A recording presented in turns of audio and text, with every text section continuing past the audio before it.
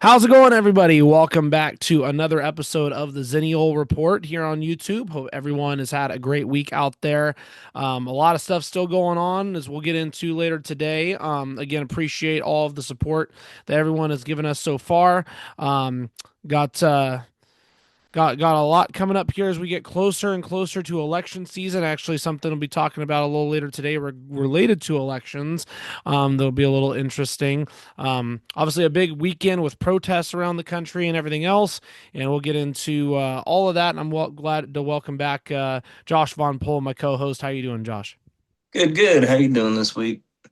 Life's good, man. Yeah, can't really complain too much. Weather's starting to be pretty solid. I know it's going to rain here pretty soon, but saw fully into baseball season now as MLB season just started and Mhm. high school, college seasons, really kind of starting to get Yeah, going March a Madness lot is more pretty right cool. now. So yeah, it's a good time of the year, and you guys are going to be out there in Vegas, not just getting a baseball team soon. You'll be getting probably a basketball team soon here too. It's Yeah, looking like, see, man. we'll see how that plays out. Starting But to become a bit of a powerhouse out there with stuff. Seattle I'm might ready make to a push jump back. ship. I've I'm kind of wrote the Kings off since they ever since they traded away De'Aaron Fox. I was just like kind of stopped paying attention to Yeah, they are one the worst team in the West, and their management has proven that over the years. But the Golden State Warriors aren't much better right now, especially with Steph Curry off the floor. But we're not here to fully talk about sports. We're here to talk a ton about politics. We will get into an issue that does revolve an athlete later in the show. them. But for now, let's go ahead and start things off here, and I'll go ahead and kick things off here with just a few updates regarding the war in Iran. Um, so there's been some interesting talk because Trump has been saying he's been negotiating with Yeah, Iran's leaders and the parliamentary speakers, but they've also replied back, no, there hasn't been any talk. Trump has kind of done his typical wishy-washy stuff where if you know anything about Trump, it's that you don't know anything about Trump because he will literally cover every single opinion on the issue and will not tell you what the heck he believes in or what he's doing.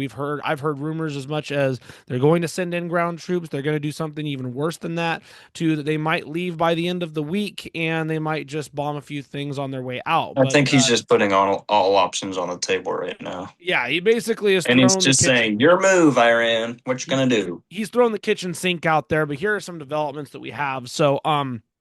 On Monday, U.S. President Donald Trump threatened widespread destruction of Iran's energy resources and other vital infrastructure, including desalination plants, if a deal to end the war with Iran is not reached, quote, shortly. The latest threat also mentions Iran's Karg Island oil export hub, which Trump suggested U.S. troops could seize in an interview with the Financial Times published on early Monday. Trump also said the U.S. is negotiating with Iran's parliamentary speaker, Mohammed Bagher Kolibov in an interview with the New York Post published on Monday. The former Revolutionary Guard commander was previously floated as Washington's negotiating partner, but has denied that Iran is talking to the U.S. and said Pakistan facilitated discussions were merely a cover for American troop deployments. On the ground, the conflict is showing no sign of letting up. While the U.S. and Israel launched a new wave of strikes on Iran on Monday, Tehran struck a key water and electrical plant in Kuwait. Saudi Arabia and the UAE intercepted attacks by Iranian missiles. Iran's pressure on its Gulf neighbors could heighten uncertainty about any ceasefire talks. So again, we're kind of still at a stalemate. It seems like right now in terms of where things are going, if things are going to pick up or not. There have been more troops that have been moved to the region, as we reported last week on the show. I think the biggest losers in this definitely are going to be, those some of those Gulf states, Saudi Arabia, Oman, Bahrain, UAE, Kuwait, as we've kind of already seen. And the interesting thing out of this is if US does fully move out of that region, and if it gets to a point where they don't want to or can't support those Gulf Arab states anymore, those Gulf Arab states are probably going to end up partnering with Iran. in the end of the day because they need somebody to basically have their security and have their back. And even though right now Iran's the one bombing them, I think we're going to see a major change in allies in that region within the next decade. And I think a lot of it is going to be in relation to whatever ends up happening with this, because I'm not convinced that even if within the next week that we do go with the option of moving a lot out of the region, that this is Yeah. anywhere near finished. I mean, this is something that they'll come back to months down the road. And again, I mean, and I've said this before on the show, but if you're Iran, like, you're rushing to make a nuke now so that you have some sort of defense mechanism in case somebody, Israel or America, try to pull this shit again. So I again, we'll keep updating you each week on the show. I don't know where this is going to get to, but I wouldn't be surprised, especially now that we've hit, I think, the 30-day mark today as we're speaking of when Trump actually went in and first did the strikes this time around. I really wouldn't be surprised if, we have really big developments by the end of the week, one way or another. But there's no indication at all that Congress is going to vote on anything on this, and the Democrats know if they vote, any of them vote on this, their political careers are finished. So at best, Trump has 30 days to get anything done, but it's his indications at least lean seemingly that they're going to get out of there for the most part soon. We'll see if that happens. I don't think there's any way that the U.S. goes to war, so we might be in another stalemate. But I've even looked at reports where if we continue this up for another month, it's only going to make things even worse. We already know that things are getting worse right now at the gas pump. We're going to be seeing it here shortly within a few months' time, I think, at the grocery stores too, because a lot of these ships are also taking those big goods out of that area too, and some of them are getting stalled. So I think we're going to definitely see developments that are going to hit Americans very soon. And if this lasts for even another 3 weeks, it's only going to cause more pain. Yeah. I mean, you gotta. I mean, I'm reading through what is this New York Times updates on it, and they say in the Iran's foreign ministry spokesman Ismail Bagahi said Monday afternoon that it had received proposals for talks with the United States through intermediaries, including Pakistan. So, I It's mean, that's funny a good. because before I feel like a lot of these talks have been held more so it feels like in Greece or Turkey when we've had these, and now it's actually over in Pakistan, another country who we've happened to like bomb in the last 20-25 years too. Louis a big uh, supporter or output of terrorism in the in that area. I do just got to mention this too because we've seen a lot of reports of, are there going to be attacks, from other, whether it's Iran or others, on home soil. This in September we're hitting the 25-year anniversary of Yeah, 9/11 and how crazy that right we've back. lived with that our entire lives, and now we're right back to square one where things are. And who knows what's going to happen. I hope that nothing serious does happen, but I think it's going to a very interesting year for all that stuff for sure. Also obviously hitting the 250-year anniversary of America in July, so it's a big year for a few things, I think. And well, we'll see if we can get through it unscathed without there being any major conflicts that require boots on the ground. But it's already looking more positive this week in the respect of not having to go that far. But obviously, things can change in an instant with this administration. With that being said, let me go ahead and move on here. Also sticking with this kind of is national, but also international relations and politics. This is a story that came out earlier this morning from the BBC. Russian oil tanker reaches Cuba after Trump appears to loosen the blockade. A Russian tanker carrying oil to Cuba has entered the waters off of communist-run island, Russian news agencies report. The oil shipment, the first to reach Cuba since January, comes hours after U.S. President Donald Trump said that he had no problem with countries, including Russia, sending supplies to the island. Trump's remark appeared to be a signal of loosening of a de facto oil blockade his administration had imposed on Cuba since January. Cuba had been experiencing a series of nationwide blackouts as the blockade exacerbated existing fuel shortages. Russian media reports the Russian oil tanker Anatoly Kolodkin was carrying a humanitarian shipment of 100,000 tons of crude oil. Last week, the WHO, World Health Organization, had warned that severe fuel shortages meant that Cuban hospitals were struggling to maintain emergency and intensive care services. So this is an interesting piece to come out here because we also saw last week, and I linked this here as well in our report from Reuters that there was an international convoy that delivered tons of aid, really from people all around the world. I know Jeremy Corbyn from the UK was there. Hassan Piker was there, who's a big Twitch streamer. There were also plenty of other global activists that were there as well this past week to try to give some goods to the people, food, medicine, solar panels, bicycles, and other tons of aid towards the Cuban people. I think honestly, it's kind of ridiculous that we have a blockade in general on these people. I know that our conflicts with Cuba go all the way back to the Castro days, back in even the 1950s, 1960s, but I don't really understand why we would be so focused on making it so much harder for people to live on an island that's 60 miles offshore of America.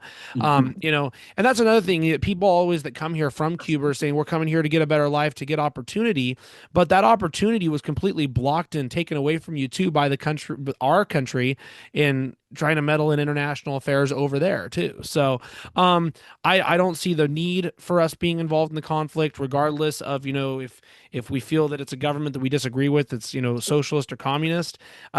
My thing is this: is like, regardless of people's views, if you're going to go in and you're going to try to cause a blockade to make the government or the people look bad, you're ironically almost saying that you need to do that because if not, you're going to think it looks good. So to me, it's like, why would you focus so Right. much on just trying to take that down instead of building up your economy and your system you have back home? So I think I don't know. I always found that to be ridiculous. The same It's thing an ego. relates to other It's just an countries. ego thing. Yeah, and same thing relates to other countries in South America and Central America too that we've done stupid stuff over We don't time. want them to get better than, because like what if it does become better? Like, I mean, look at what China's doing.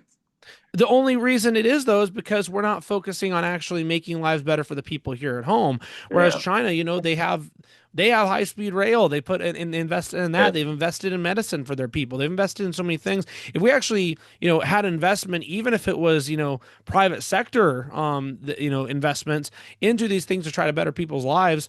Maybe it would. I mean, again, I'm not going to sit here and claim I know everything about every economic system in the world, but all I'll say is that if you're not focusing that energy on making life better for your people back at home one way or another, you're giving the game away. So that's just my take on that, anyways. But That's well, how all empires fall.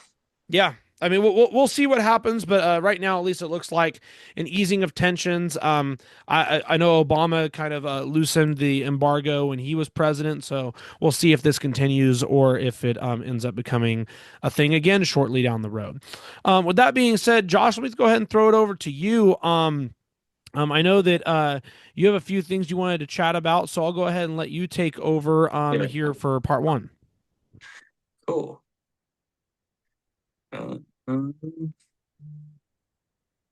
guess you can't really screen share here, but I'm just going to talk about that first article there, the justice.gov Southern District from December 2025. I just want to point out how deep corruption actually goes in our country. This is a DEA official who got indicted for narcotics trafficking with the Jalisco New Generations cartel, which is one of the biggest cartels in Mexico, who Trump currently are like fighting against and trying to curbtail, cut the head off the snake of, which is causing a lot of problems in Mexico as well.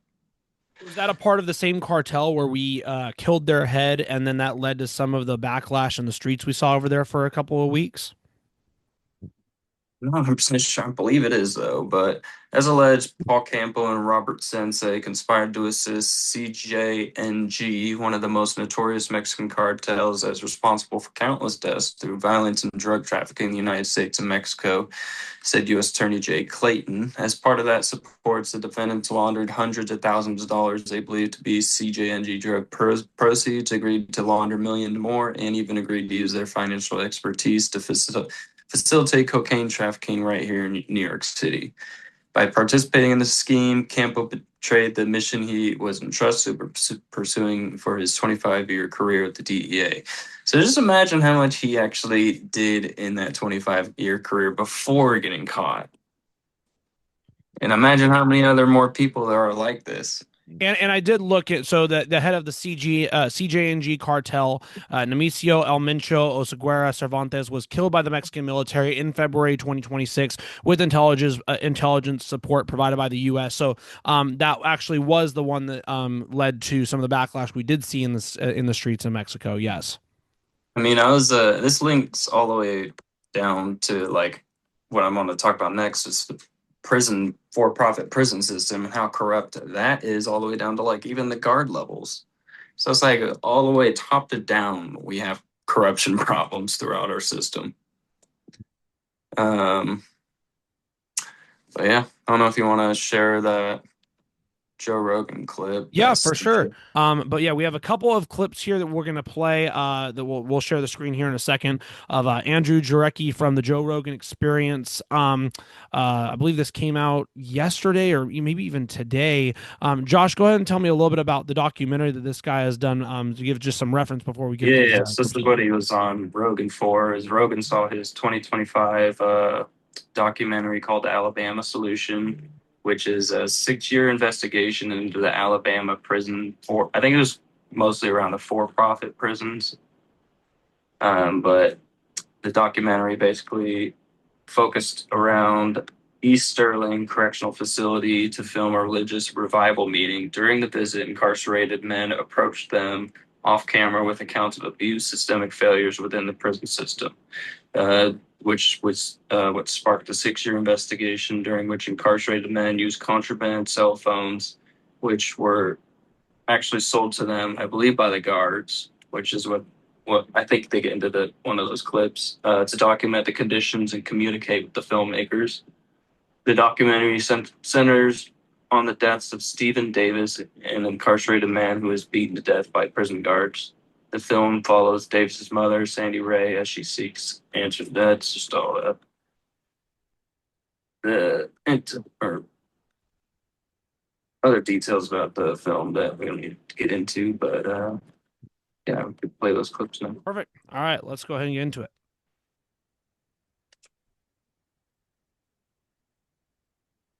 At the prison. So the one guy with the glasses who was beaten blindly, what was his name? Robert O. Council.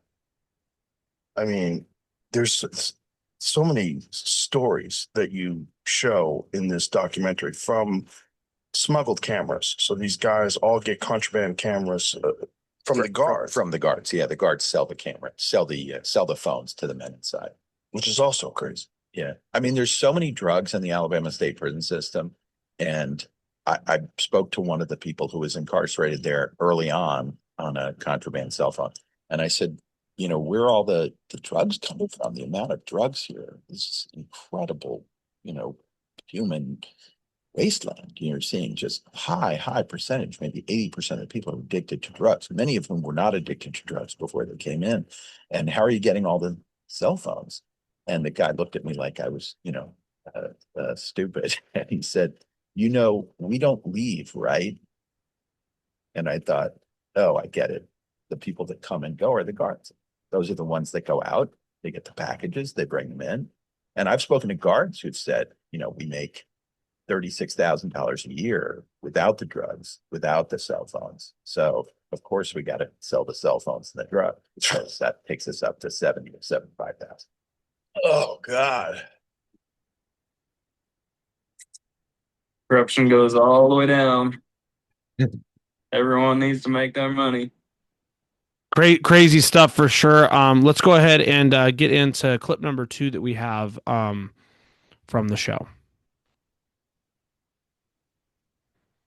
Oh, whoops, my bad. Played the wrong one. Like it. Let's do.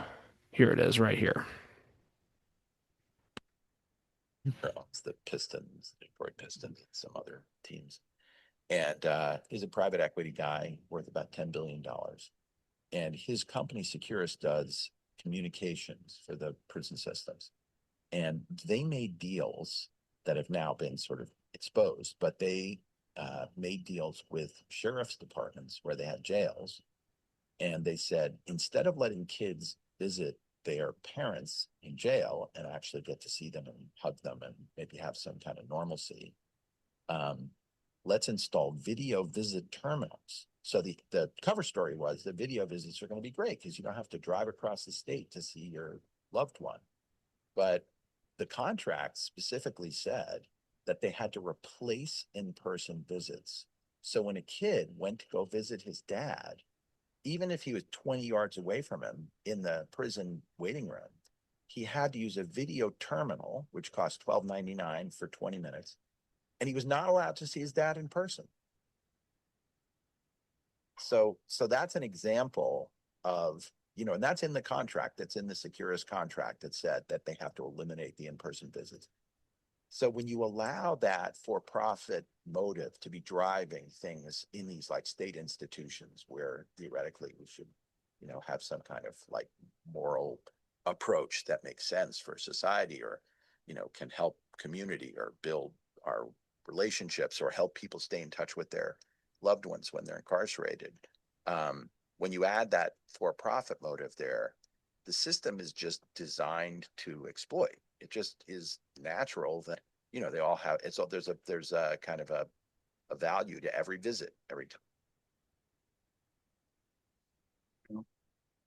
Yeah, he's right. When you put profit incentive into stuff like that shouldn't, like healthcare and education and prisons, these things should not be driven to just make as much money as possible by just fucking over as many people as they can. If that's just a byproduct of it and they can do that, I say we stop it.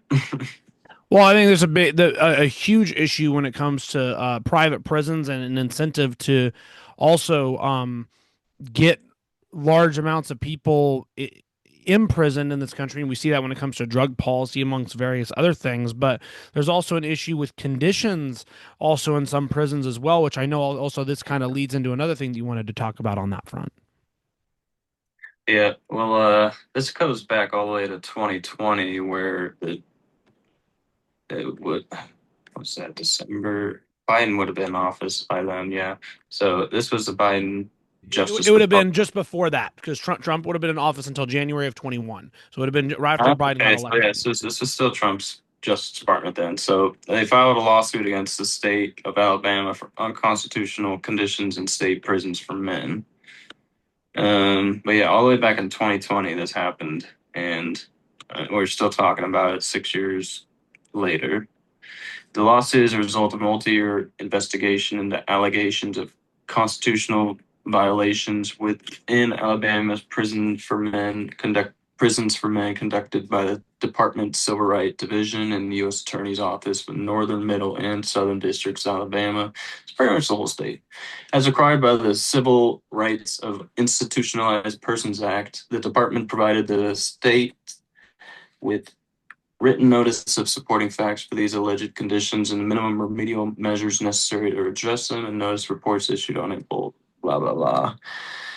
For over 20 months, the department has engaged in negotiations with the state without achieving a settlement that would correct the deficiencies identified by us. So yeah, I mean, all of this is dragon feet. They just do not care. For prison profit. This just needs to stop. Well, and it's interesting, mentioning just about the conditions here. I know that we obviously see this in this country, but I mean, there. You look at some other countries and how bad some prison conditions are. Some of these countries that are also involved now, I mean, they're not even first world countries. So we have some in some of our prisons in this country, especially some of our private prisons. We literally have conditions of some second or third world countries out there. And they're spending That's thousands of dollars to achieve those conditions, or not to achieve them, but to let them. That's what they live in. But they're saying they need thousands, hundreds of almost $100,000 per inmate in most cases. Yeah, it's insane. And then you also look at how bad conditions are for people who are literal citizens in this country that we send over to places like Seacot to be imprisoned over there and essentially tortured. There is an incredible investigative report that was done, of course, that got semi-blocked by CBS, and then part of it ended up getting out and leaked to the public that kind of talked Mhm. about that. But yeah, I think that there's a massive issue with just prisons in this country in general. The amount of reoffenders that we have, the reasonings behind that. And I think a lot of it is related to the monetary side of it and what there is to gain for some other people for sure. So, no, that's It's disgusting. 100%. So yeah, that's definitely intriguing stuff right there for sure. Um, I'm gonna go a little bit back from prisons and talk a little bit now about just the economy in general. There's some recession indicators news that has come out over the past week. One of that which is an article from Business Insider that came out earlier today. Now I'll preface this by saying because it says a Walmart related recession indicator that's preceded the last four economic downturns is flashing red. It is kind of ridiculous. We have to go off of a major company like Walmart to try to figure out if that's a good recession indicator. But nonetheless, that's what we have. And there is some reasonable data here behind this. So I'll talk a little bit about this here. An indicator linked to Walmart, one of the US's most iconic economic stalwarts, is flashing a possible recession warning, according to a Wall Street veteran. Jim Paulson, a longtime economist and former chief investment strategist of the Leuthold Group, maintains the Walmart recession signal WRS, which measures Walmart stock price against a basket of luxury stocks. The general idea is that the higher the gauge goes, the more risk there is of a sharp economic downturn. The WRS is the highest since the global financial crisis we had back in 2008 to 2009. And this is not the only indicator that we have seen that has shown this. There's also been other indicators and other people that have mentioned this as well. This is an article that came out a couple weeks ago from Fortune. Economics are loath to call a recession, but the odds just hit 49% for the next 12 months, according to Moody's top economists. With alarming headlines coming out of the Middle East, economists will be wary of sharing forecasts that might unnecessarily spook consumers or investors. Nonetheless, while Wall Street has remained calmish about the disruption to global oil and energy supplies, Moody's Mark Zandi reports or warns that the larger term macroeconomic picture has taken a turn for the worse. Zandi shared that even prior to the U.S. and Israel launching strikes on Iran, recession odds for the economy had crept up to an alarming threshold. The latest reading on Moody's economic indicator model for February, prior to the military action, this is prior to everything that happened, placed odds of a recession at 49% for the next 12 months. Quote, behind the recent jump are primarily the weak labor market numbers, but almost all the economic data have turned soft since the end of last year, Zandi wrote in a note. Indeed, an image Zandi shared of the Moody's recession indicator shows that historically it has been fairly accurate. The indicator spiked above a benchmark of 50 in 2020, in 2007, and 2001, all of which were followed by recessions as defined by the Federal Bank of St. Louis. There's also other charts that show indications of this as well. I'll go ahead and pull them up here on my screen just to show y'all. This is our current student loan debt we have in this country right now and how things have absolutely grown and towered over time. You can look, it was 1.76 trillion in 2022. It is now at a record high of 1.78 trillion. Oh, and student loan debt, that's just one indicator. I have more for you here too. How about household debt and credit report? This is our total debt balance we have right now in non-housing debt and housing debt. It is the highest it has ever been on record. Housing debt is at, this was in 2025. We haven't even seen quarterly yet in 2026. 13.6 trillion in housing debt, 5.17 trillion in non-housing debt, which also includes credit card debt as well. And this actually talks about it a little bit right here in the New York Fed. Total household debt increased by 191 billion to hit 18.8 trillion in the fourth quarter of 2025, according to the latest quarterly report on household debt and credit. Mortgage balances grew by 98 billion to a total 13.17 trillion at the end of December. The pace of mortgage originations continued increasing, with 524 billion newly originated in the fourth quarter. Credit card balances rose by 44 billion from the previous quarter and stood at 1.28 trillion, with auto loan balances increased by 1.12 billion to 1.67 trillion after holding steady last quarter. So pretty much you look at every single indicator that is important for the marketplace right now in this country, they are all moving in the wrong direction. And Buy this was all before what happened in the Middle East. buy So now, pay later. That's yeah, going keeps going up. that's going up too, even for basic food stuff. I Yeah. see Oh people yeah. who get Grocery off is their the fast biggest. food in That's 4 installments of $20. It's grocery is the ridiculous. biggest growth in a category for buy now, pay later, but it's growing like 20% year over year for people using it. And again, groceries are just going to get worse because, as I mentioned earlier, You we're know, going to see increases in many things with and that, with what's going on right now. gas prices, oil prices, everything else increases. And that's why it's so important that we have to get out of the Middle East and we have to come up with a peace treaty or peace deal here. Yeah. Secondly, though, we need an economic like relief package for the American people. There's no way that's going to come with Trump in office right now with what's happening. Well, if that So comes, then inflation's going up again. and ironically, what's probably going to happen out of this? There might be, yeah, people are probably going to suffer a little bit, but this likely isn't going to be truly felt until probably 2 or 3 years from now, when we have somebody else in office, and they'll get blamed for it. And this is what happens every time.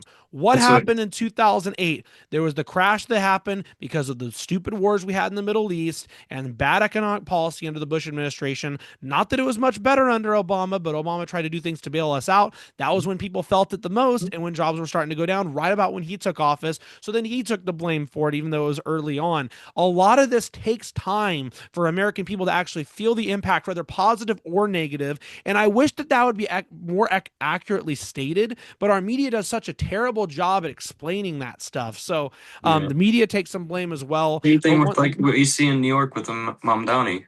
It's like yeah, he's dealing with what the last couple mayors did to the budget deficit, and now he's got to figure out how to fix it to do what he wants to do. and he took, I mean, he had some ball, regardless of your thoughts on Mamdani, he had some balls because he basically challenged the state and said, hey, Kathy Hochul, either you're going to get your shit together, or guess what? Yeah, the New York people, they are going to get hurt and their taxes are going to go up. But one way, shape, or form, we need to get out of this situation and this Yeah. mess. So regardless if you think that's a good or bad thing politically, or if you like him or hate him, it takes balls to stand up and say that to your people. And so, I mean, I'm intrigued to see what's going to happen here going forward. I think obviously, especially these next 6 months are going to be really important at how people are going to feel economically, because that's going to impact how the election's going to go as Yeah. well, if it's going to be too big to rig or not. Just I think important indicators that need to be mentioned, and I think it's important for people, start making some plans on, what I to do with your definitely money, because things are should be not going to worried. get better anytime soon. Should be worried. Have a 3 month, at least a 3 month emergency fund. Yeah. Like Most definitely, if you can, it's important. It's imperative. I mean, it's absolutely imperative. So that's something I wanted to bring up.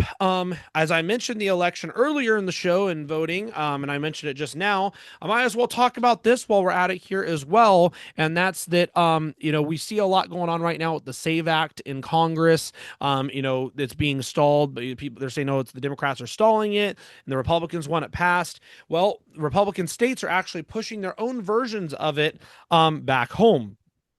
This is an article from Politico. As the Senate continues to stall on the Save America Act, Republicans in a number of states are moving forward with plans to add citizenship requirements to their voting laws. 6 states are likely to vote on new measures this fall that echo President Donald Trump's top legislative priority. Republican lawmakers in Arkansas, Kansas, South Dakota, and West Virginia have put various citizenship-related amendments on the ballot. In West Virginia, the most recent state to put a measure on the ballot, the amendment would change the state's constitution from saying, quote, citizens of the state shall be entitled to vote to, quote, only citizens of the state who are citizens of the United States are entitled to vote. GOP Secretary of State Chris Warner said the change would prevent local officials from allowing non-citizens to vote in these races, but he conceded to WV News that non-citizen voting is not a major issue in the state. It is an issue, Warner said, of non-citizens casting ballots in the state. Would I tell you it's a huge issue? I'm not going to say that. Arizona is also one that could be next. They're working through something through their state legislature. It goes on and on to talk about other specific states, but I wanted to mention this because obviously this is a very, important and huge issue that has kind of come up recently, talking about the Save America Act. And I think there's a lot of bad information on this in terms of what it actually does. Because if you look at people in various comment sections and you ask them about it in life, they think it's just a voter ID. Hey, you need to have a voter ID and you need to have an ID to be able to go vote. It is not that simple. And I think the problem is when in this country, in various issues just like these, we think way too simplistically, when in reality, when you actually support that and then you realize what it actually does, it comes back to bite you in the Well, ass. So that'd be nice if we had single issue bills like that. yeah, so I wanted to That's go not what ahead happens. and I wanted to show this video. This is a really good video that kind of talks about all of this and mentions, all of the negatives, the positives, what this bill actually does. As I'm, of course, I'm By having request, I'm boiling down on my America commentary into. of course, I'm having issues pulling it up right now, so give me one sec. But this guy is an attorney, and he talks about everything involved with this. I don't know why I'm having issues here pulling it up. Oh, here we go. Let's see if I can open link in a new tab.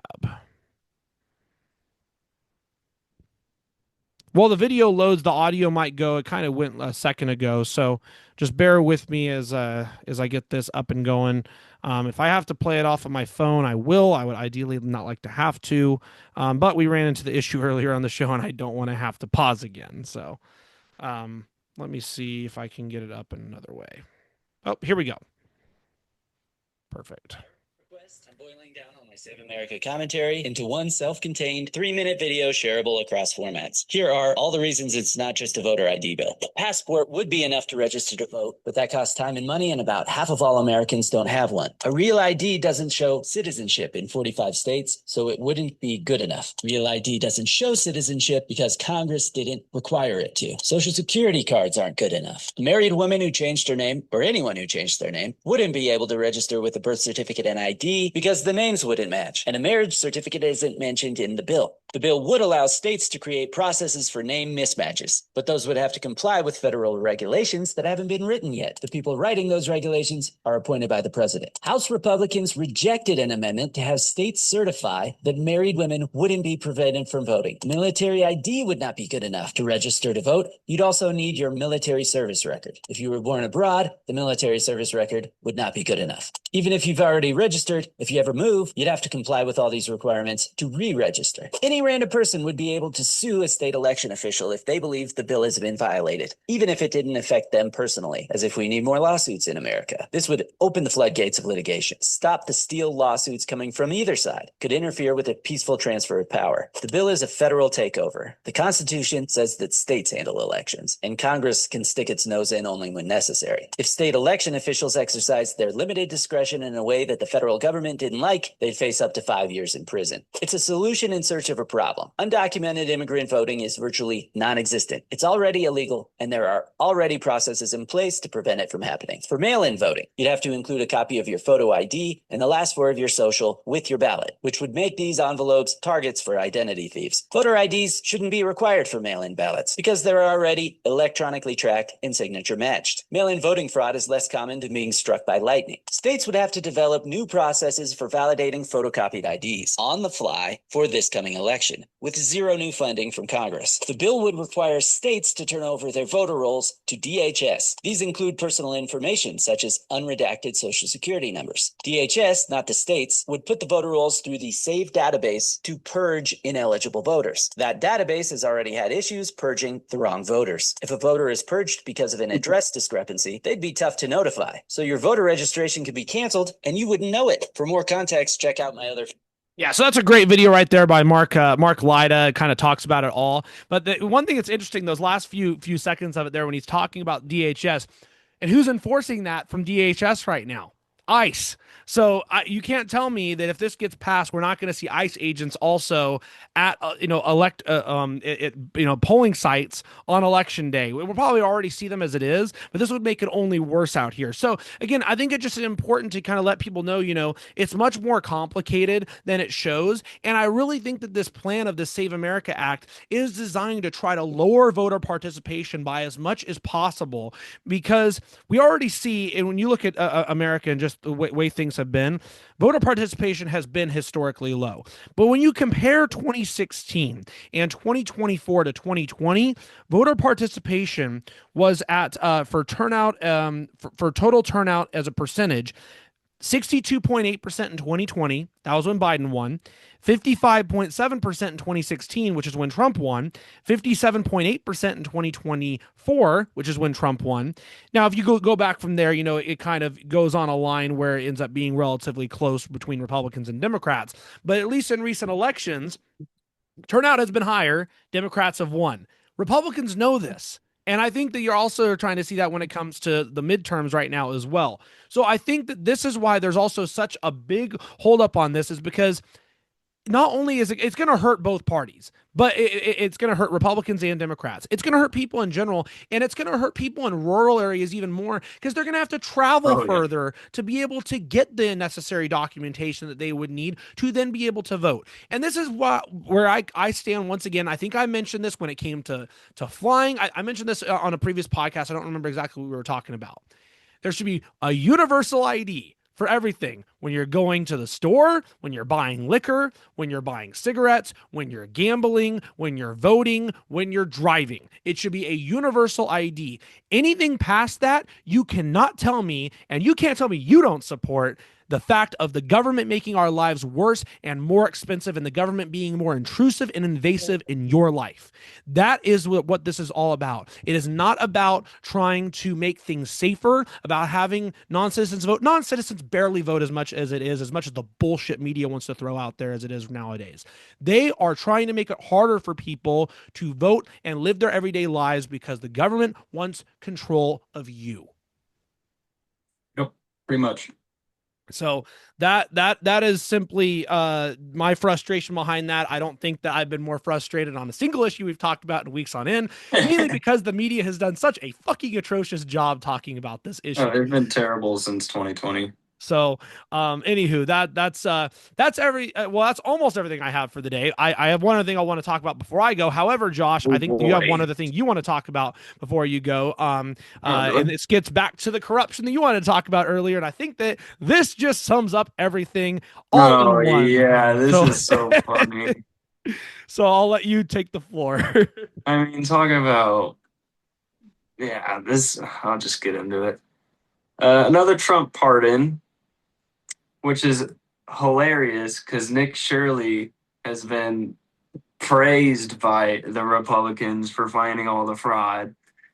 Trump just so happens to pardon one of those guys. Nursing home operator Joseph Schwartz was convicted of a $39 million fraud, but Trump decided to pardon him only 3 months into his 3-year prison term. Also, the victims of that fraud have not gotten any money from him, so he probably won't have to pay any of that as well. So, I don't know where I want to go with that, but it's just so funny that they are harping so hard on fraud right now, and then Trump just goes and pardons somebody for exactly what they just found. And you can correct me if I'm wrong, but this guy, I mean, there were many people that died under like the nursing homes that he was also managing as well. I mean, it's just it's incredible. I mean, it's really there's a reason we call it the billionaire and the Epstein class. There's a reason we call it that, man. You look at the people that are buddy and who he's been pardoning, and it's right up there. And you're right. These people that try to claim fraud, they're not going to talk about that. That's not on the agenda. No, it's just so stupid, bro. But again, it was still important that we talked about the fraud of last week, because we are actually concerned about all fraud. We want to actually talk about all of this, But it's just I doubt, I haven't seen an update. I haven't checked since we started recording, but I haven't seen Nick Shirley talk about this. I So looked at his Twitter right before we went on. I did not see a single yeah, thing. and people are commenting on his stuff about it. So it's like I know he has seen this. So the fact that he is not saying anything is interesting. He was also at CPAC, I believe, over this past Yeah, week. So he there's sure probably some was. motive to not actually talk Mhm. about that too. But Which is hilarious. no, definitely, another interesting thing to bring up there too. So good stuff there, Josh.